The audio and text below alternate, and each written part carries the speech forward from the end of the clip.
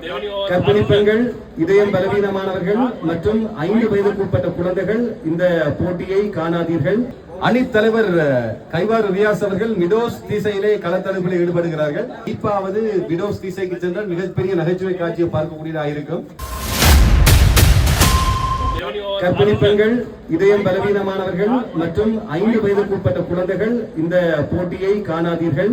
இதில் நடைபெறக்கூடிய அபரிமிதமான நகைச்சுவை நிச்சயமாக உங்கள் உளவியலை பாதித்து உங்களை மனநோய்க்கு இட்டுச் செல்லும் என்பதனால் இங்கே இருக்கக்கூடிய இளம் எமது இந்துக்களுடைய பழைய மாணவர்கள் இவர்களை அப்புறப்படுத்தி இந்த போட்டித்தொடர் நடத்துவதற்கு உதவுமாறு தாழ்மையோடு கேட்டுக்கொள்வோம். மிகவும் அகலமாக சோட்டா வீசப்பட்ட பந்து நான் அடிக்க மாட்டேன் என்று அதனை 4 ஓட்டங்களுக்காக விட்டுக் கொடுத்திருக்கின்றார் நமது தரன் ஷமி அவர்கள். சமீந்திரன் அதை விட்டுக் கொடுக்கவில்லை. அவர் அடிக்கும் அனைத்து பந்தும் தானாக விட்டுக் கொள்கிறது. அப்படி இருந்து மொத்தமாக 13 ஓட்டங்களை பெற்று லெஜண்ட் 79B அணியினர் துடுப்படுத்த ஆடுகின்றார்கள். இப்போது அந்த பந்து தானாகவே சென்று துடுப்பிலே பட்டு 6 ஓட்டங்களுக்கு செல்லும் அந்த காட்சியை பார்த்துக் கொண்டிருக்கிறோம். இதற்கு இருவர் அவர்கள் யார் என்பது தெரியவில்லை. எல்லோரும் ஒரே ஜேசியில் இருப்பதால் எங்கள் கண்ணும் படுத்ததனால் அதனை பார்ப்பது கடினமாக இருக்கின்றது. இப்போது அணித்தலைவர் கைவாறு ரியாஸ் அவர்கள் மிடோஸ் திசையிலே களத்தடுப்பில் ஈடுபடுகிறார்கள். இப்போது துடுப்படுத்த ஆடுகின்றார் அருணன், பந்து வீசுகின்றார் சரவணன். அருணனுடைய ஒரு அடிப்பாவது மிடோஸ் திசைக்கு சென்றால் மிகப்பெரிய நகைச்சுவை காட்சியை பார்க்கக்கூடியதாக இருக்கும். அருணனுடைய முதல் அடி 6 ஓட்டங்களை கடந்திருக்கின்றது. சரவணன் வீசிய பந்து முதல் ஓட்டம் 6 ஓட்டமாக மாறப்படுகிறது. சரவணன் 2 ஓட்டங்களை தான் அடித்தேன் என்ற நினைப்பிலே ஷமி அவர்கள் தான் மிகச்சிறந்த வீரராக தன்னை கருதிக் கொண்டு மற்றவர்களை புறந்தள்ளிவிட்டு தான் அந்த மரியாதைக்குரிய சரவணனையே மீண்டும் அனுப்பிவிட்டு போட்டு அதே இடத்துக்கு செல்லும் காட்சியை பார்த்துக் கொண்டிருக்கின்றோம். பந்தாக இங்கே சொல்லப்படுகின்றது. மீண்டும் 4 ஓட்டங்கள். மிக சிறப்பான போட்டி. இங்கே அதிகம் பலம் வாய்ந்த பந்து வீச்சாளர்கள், அதிகம் பலம் வாய்ந்த துடுப்பாட்ட வீரர்களை நினைக்க வேண்டாம். பலவீனமான பந்துக்கும் பலவீனமான துடுப்புக்கும் இடையே இடம்பெறுகிற முதலாவது போட்டியாக இந்த போட்டியை நாங்கள் பார்க்கின்றோம். பந்து தானாகவே கூட விக்கெட்டை தாண்டி செல்லாத நிலையிலே வீசப்பட்டுக் கொண்டிருக்கிறது. அதை கூட அடிக்க முடியாத நிலையிலே துடுப்பு அழுது கொண்டிருக்கிறது.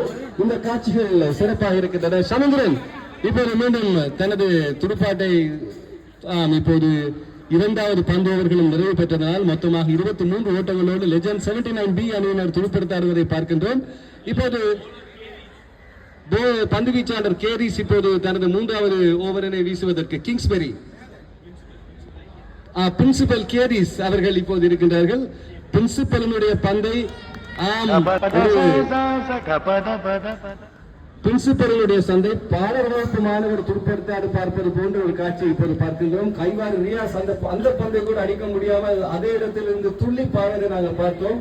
இது நாங்கள் இறுதியாக மாமன் திரைப்படத்திலே அந்த குழந்தைகள் நடித்த நட்சத்திரத்துடைய முகத்திலே பார்த்த காட்சி. மீண்டும் அதே போன்ற ஒரு பந்து அடி 6 ஓட்டங்களை போய் செல்கிறதா? இல்லை, அந்த பந்து தானாகவே சென்று களத்திருப்பாளர் கைகளிலே அமர்ந்து கொண்டிருக்கிறது.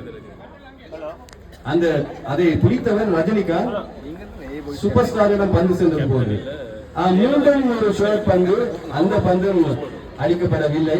அது நேரடியாக விக்கெட் காப்பாளனுடைய கைவாறு தினேஷினுடைய முகத்திலே பட்டதை நாங்கள் பார்த்தோம். அது இன்னும் ஒரு சுவாரஸ்யமான சம்பவம். மீண்டும் ஒரு ஷார்ட் பந்து, அந்த பந்து அடிக்கப்படுகிறது. 6 ஓட்டங்களா? 6 ஓட்டங்கள் பெறப்படுகின்றன.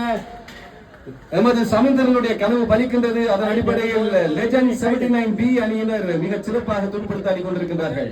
நமது பார்வையாளருக்கு கொடுப்பது நமது தலை எழுத்து என்பதை நினைத்துக் கொண்டு நாங்கள் மீண்டும் இந்த நிகழ்வை காணலாம். இப்போது அகல பந்தாக இந்த பந்து கூறப்படுகின்றது. அந்த அடிப்படையில் மொத்தமாக இப்போது லெஜண்ட் 79B முதலில் துடுப்படுத்தாடுகின்ற அணி மொத்தமாக சிவாஜி போஸ் பந்து வீசுகிறார். அதனை தரன் ஷமி அவர்கள் கொடுக்கிற முதல் பந்து மிகவும் ஷோட்டாக வந்த பந்து. ஆனால் அதையும் மிக நகைச்சுவையாக விட்டுக் கொடுத்திருக்கக்கூடிய அந்த பண்பு, அதுதான் இந்த போட்டியினுடைய சிறப்பு.